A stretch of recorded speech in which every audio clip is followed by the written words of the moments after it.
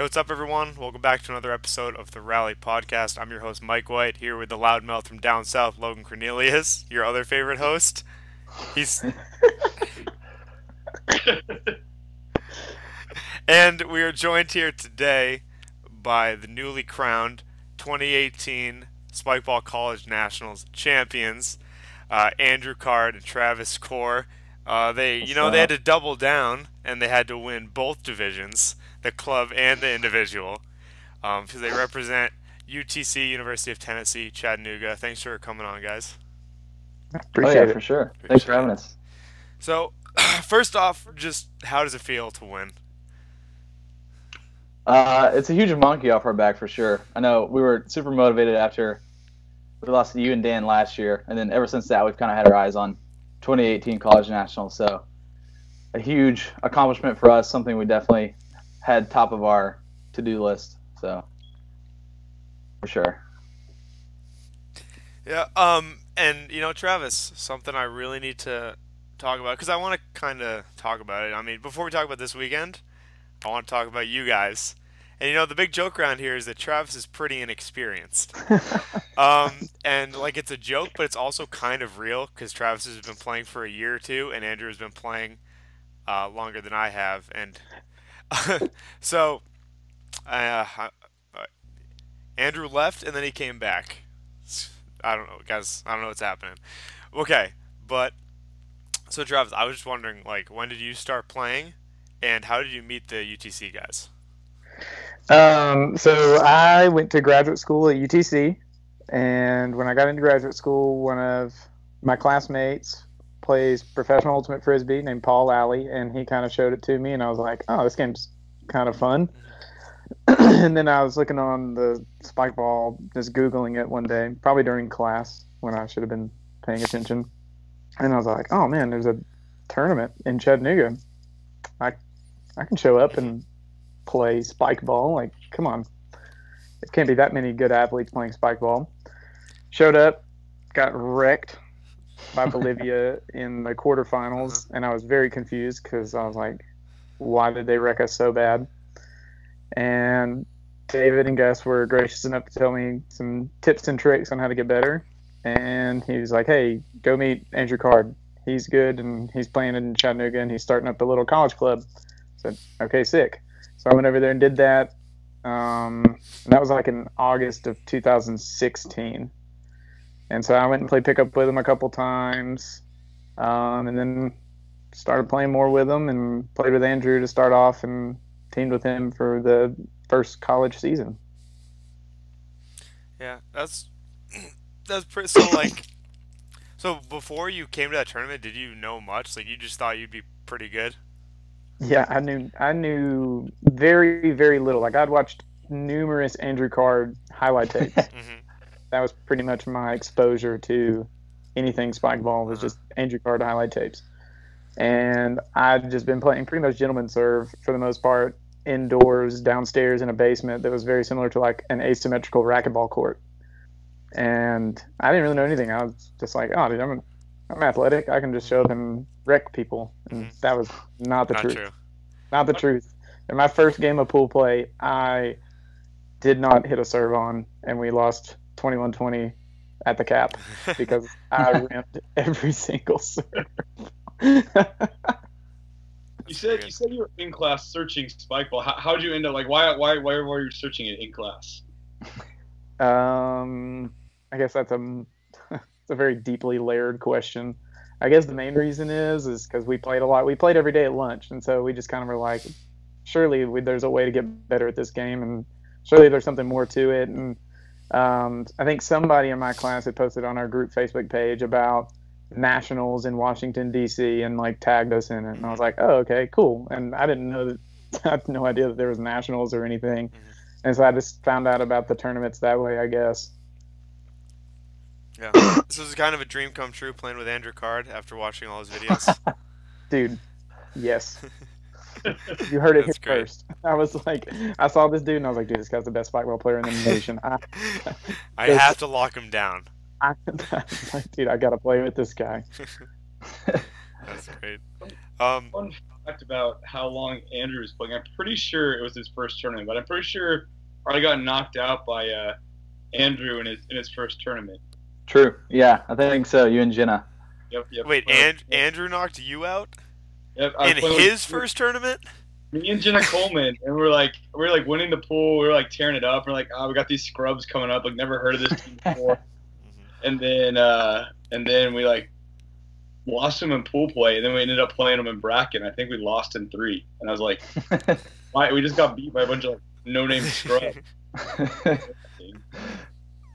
A little opposite. So Andrew comes in and he's like, "Wow, we are really good."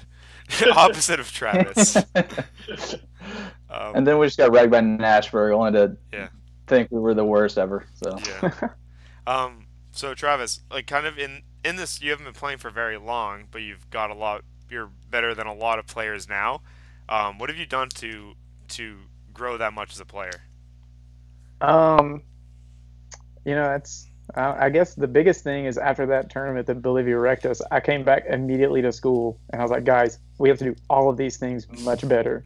And so we just continually did that. We still played downstairs and stuff, but we started competitive serving and hitting the ball really hard and just doing the little things, letting the serve, or letting the set get lower so that you can hit it harder and lower, setting over the middle of the net, stuff like that. And once we figured that out, playing every day at lunch became much more competitive. And then went and played with Andrew a couple of times, and then played in a tournament that Ben Landis at UGA hosted. I think it was the first college tournament ever. And went down there and played, and then played the next semester with Andrew some more. And then, just playing with good people, I think, was the biggest thing. We just playing with better people and seeing what it was. And then finding every video that Drew Chizik had ever recorded and watching them, and then mimicking everything that every good player did. But also, Andrew, I also want to ask you the same question because you improved a lot in this last year. And I think it's a little different from Travis, where Travis just comes in and just starts getting better. But you had a base. You've been playing for 5 years now. So what did you do in like the past year to try to grow yourself? I think the big thing is the reason I couldn't get a lot better in the first couple of years of college is because it was just me and Tucker Youngblood, and we were the only ones who were very competitive in Chattanooga and didn't have much competition. But these past few years, obviously, we've had me and Travis been playing together, and then we've had Steven, and then David's come along, and some other UTC guys, and then now Harding's here. And so it's just really easy to get a lot better when you're playing against national level talent like 3 times a week. And so that was a huge thing. And just me and Travis having a goal of 2018 nationals, just wanting to win, we've been a lot more committed to training and working on our own and working on serves and things like that. So. Going off of that, you guys brought 5 teams to college nationals. And Andrew, you might have touched on this back when Andrew was out on a podcast last year. We talked about college round net. But what have you guys done to try to grow that group? Has it just kind of happened naturally? Do you try to get people to go to tournaments? How do you grow that group? Yeah, so I think I mentioned on that podcast how we go to orientations, obviously, and just get everybody to sign up. But after that kind of first initial step, we find the guys that we think have a lot of potential and are really committed. And those guys that we thought that about are the guys that came to nationals eventually. And so we invested a lot in them end of fall semester, beginning of spring semester, and really work closely with them to get them better and try to find a consistent partner for them, and just so they could develop some chemistry and hopefully eventually bring them to nationals with us, which is what we did. Mm-hmm. So for a lot of guys, that was their second, or even one of the guys, that was his first tournament, and just driving home with them, they were just so pumped to get better and see what they could do next year, and it was really cool.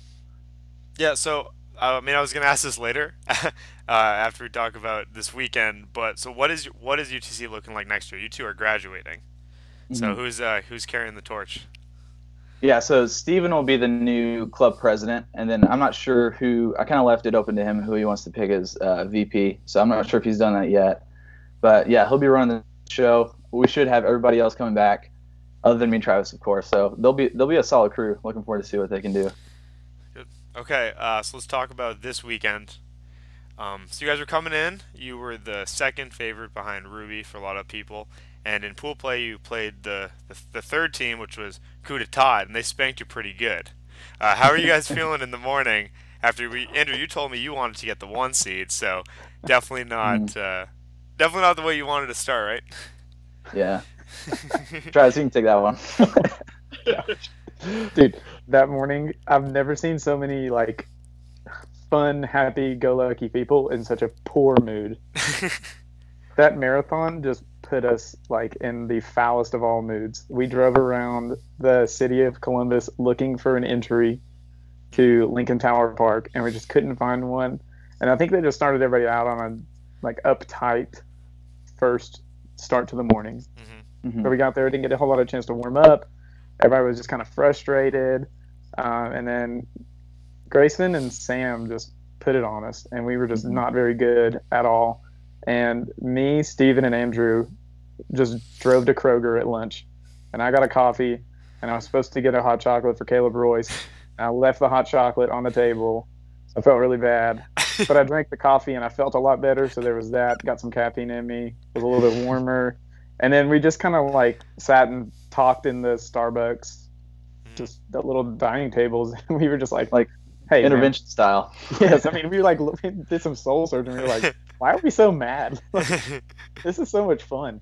And we just had so much fun in bracket play. And I think that just helped us play a little bit more relaxed and play more loose and just kind of be ourselves a little bit more. Me and Andrew are both really relaxed, happy guys. And when we play uptight and play really, really almost like overly serious, we tend to make more mistakes. When we play a little bit more relaxed, we tend to play a little bit better.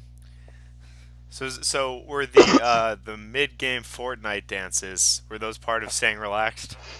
100%. Great. You guys like set aside of practice aside to kind of like practice your celebration and recovery dances? No. If you guys didn't see this weekend, during timeouts, some team would go off and talk, and Andrew and Travis, everyone would come in and they would heal them. Like in the game Fortnite, they would make them better, and it was funny. But I also could see how it would help you guys relax and just kind of focus. Like it seems like the opposite of focus, but help you focus, bring you guys back.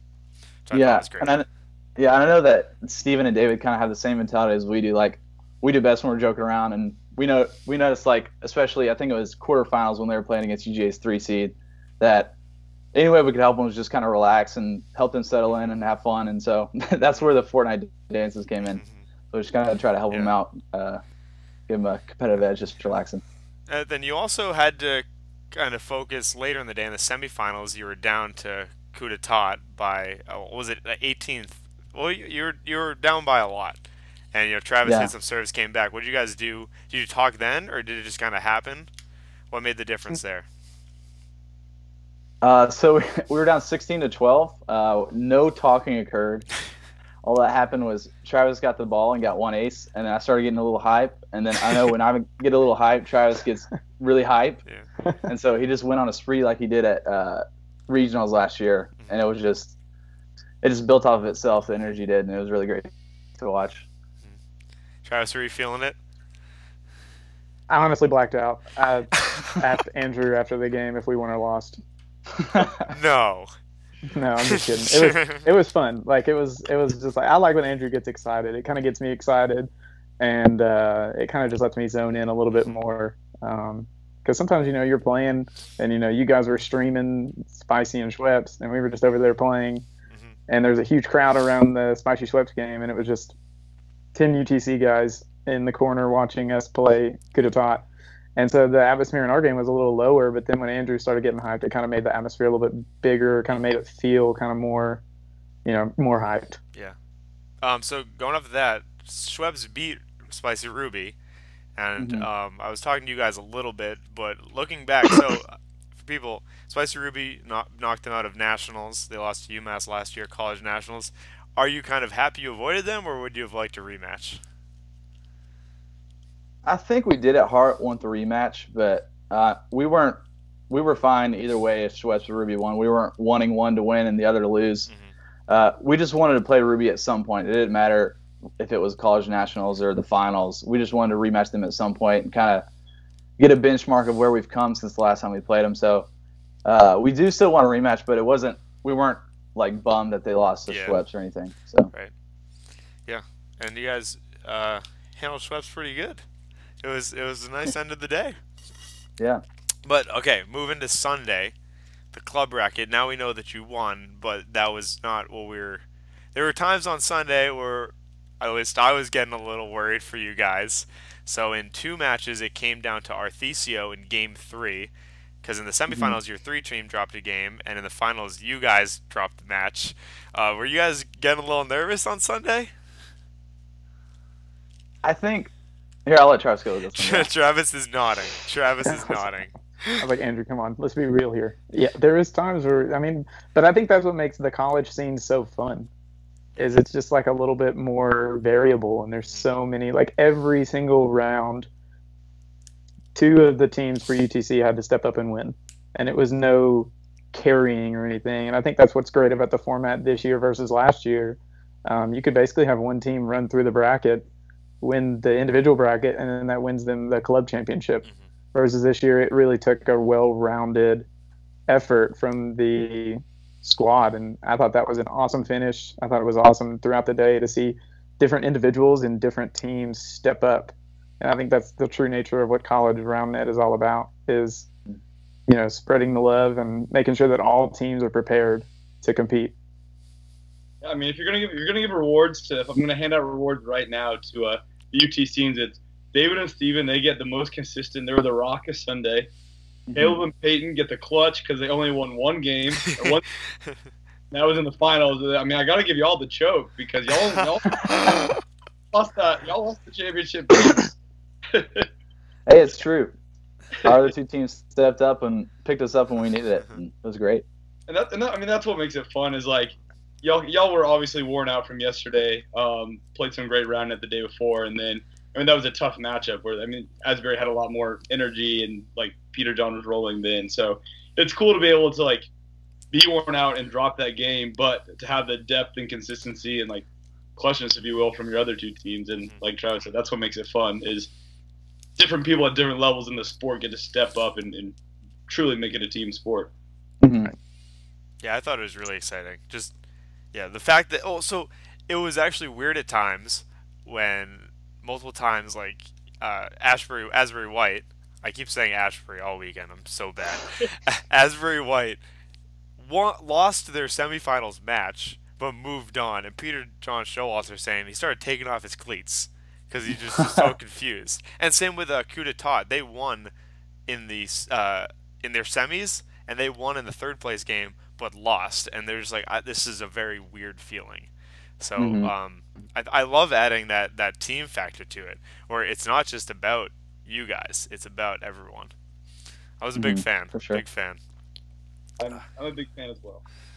Logan. Multiple reasons. So, sorry, I forgot. Hit it.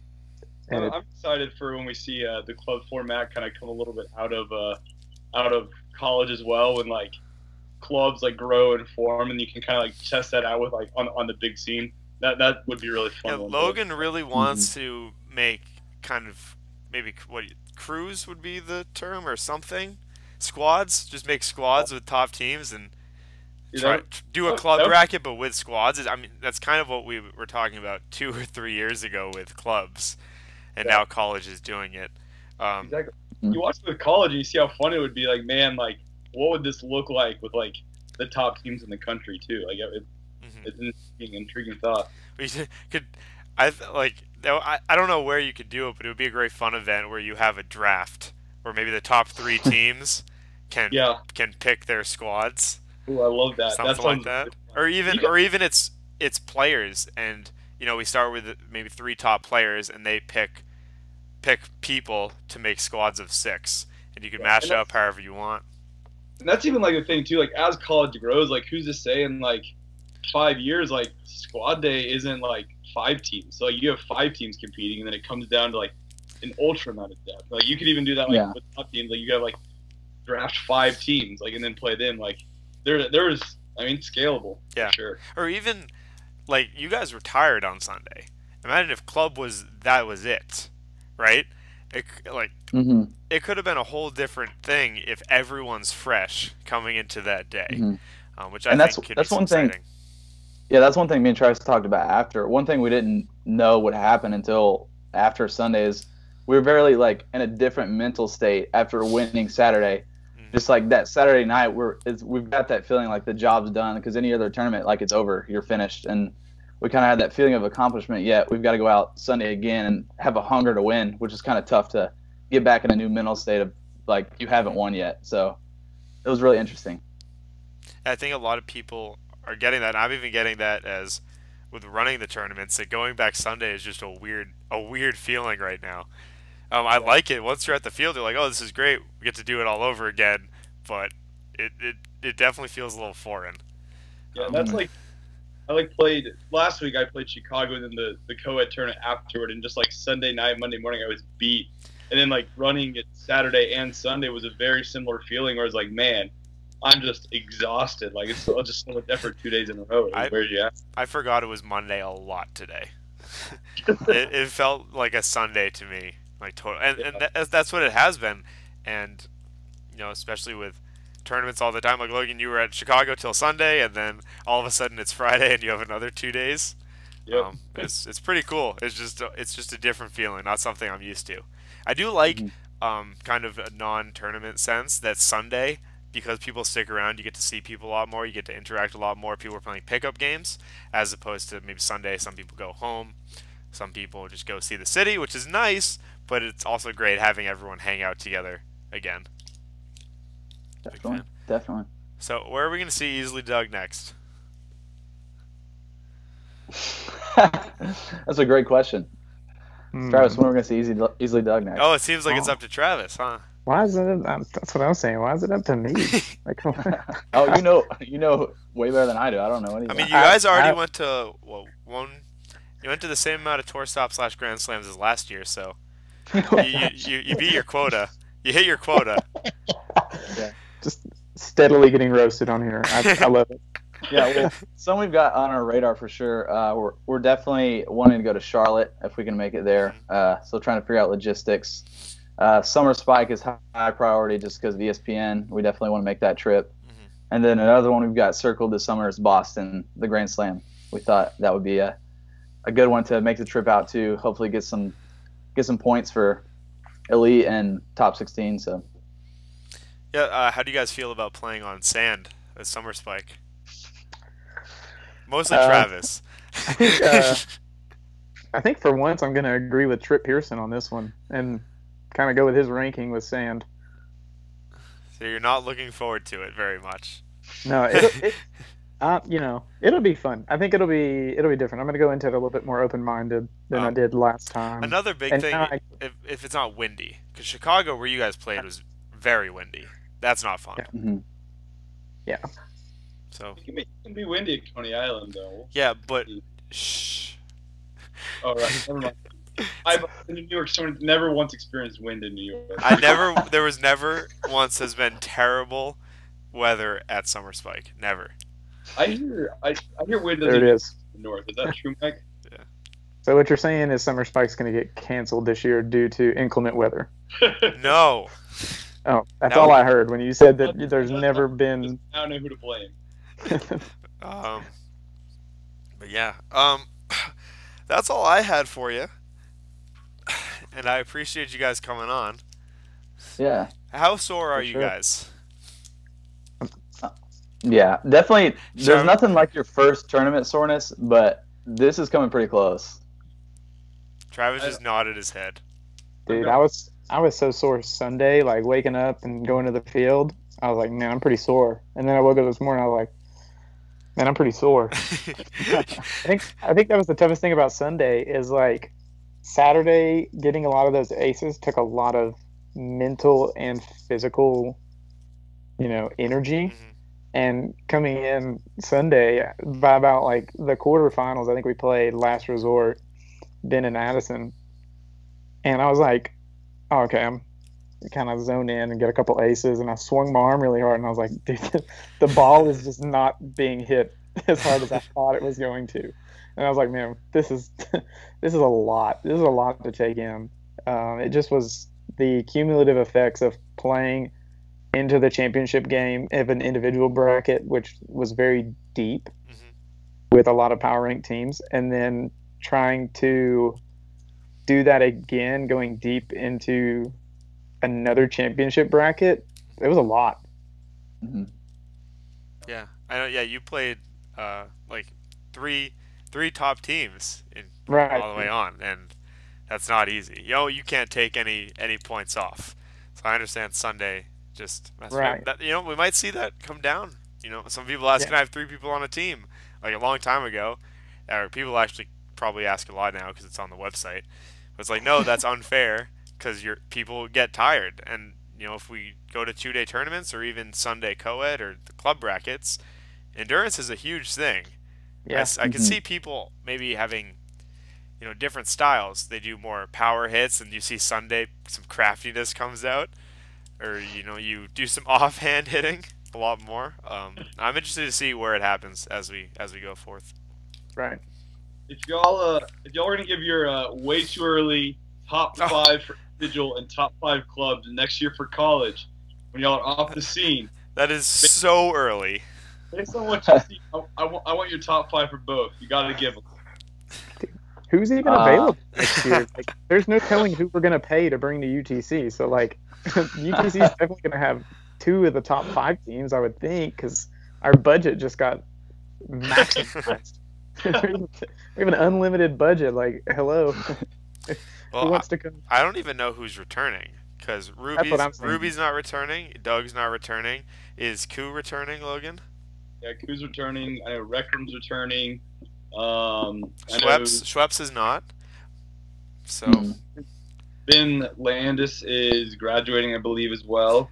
it's gonna be. That's also what I kind of would like about college, is with the open PR. We have people that have been on the PR for the past 5 years, or however long it's been. They've been top players for a long time.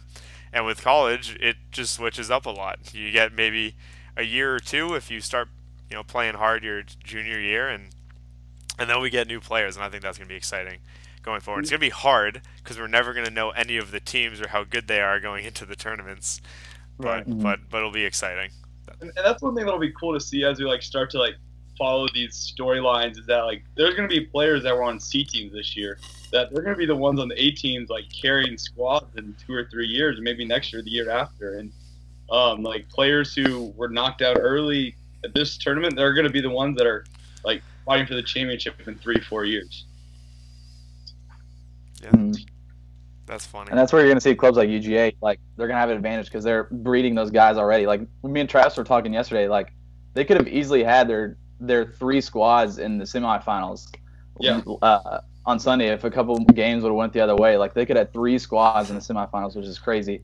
So they're breeding those guys already. They're ready for the big stage, so that'll be interesting. And if Logan is saying is, it's not 3 squads, it's 5 squads, and they just have a complete advantage. Some schools only have 2 teams. You guys had 5, which is great, but a lot of schools do not have teams, or they don't even have more than 1 team.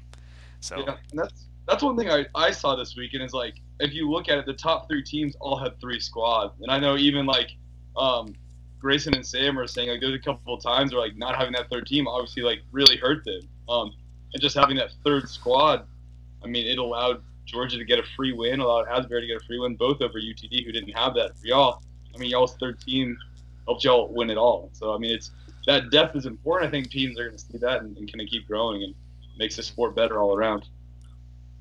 And I also need to point out, it's very vital to point out that by far the best region in college is the Southeast. Let's go. Some love. Oh, I thought you were a Midwest player, Logan. I'm not a Midwest player. I will always refute that. Which I'm Dude, not. Going back to some of the things that wanted me to get better, I just remember getting in that Spikeball Facebook page and just seeing everybody trash the Southeast. And I was like, dude, this is so wrong. This needs to stop. It's every pickup session, I was like, dude, the Southeast is coming up. So I was like, be the change you wish to see in the world. Dude, the South. He has it printed. It's his phone background. Like a quote from someone making fun of the Southeast. Every day he wakes up. No. Every time he misses a serve, takes a look. I just let the whole Southeast down with that missed serve. Okay. With that, I'm going to wrap this up. Thank you to Andrew and Travis for joining us, and big congrats on the wins this weekend. Appreciate it. Yeah, Appreciate it. it's been awesome. And thanks, Logan. If you guys want to know, we're recording this at 5:45. At 5:44, I messaged Logan and say, "Hey, I'm recording with Easily Doug soon." He goes, "What time?" I said, "Now." So very versatile is Logan. So I appreciate that. What a guy. With that, thanks for listening. What? You're gonna make it sound like I'm not doing anything. I'm just sitting around doing nothing. Hard. No, it's just your priorities. You probably have so many things on your to-do list, and you're like, a chance to interview Easily Doug. I am in. Chris Scott, I was working hard. I promise. Like, you can check my emails. Like, Hey, it was five. It was. Oh, it wasn't after your work. Right? like I said, almost. It was 4:45. So Yeah, you're dipping out a little early. Tisk tisk, Logan. I work till like 5 a.m. every day. So. Rise and grind. All right. Thank you guys for listening. We'll hope to catch you next week. See ya.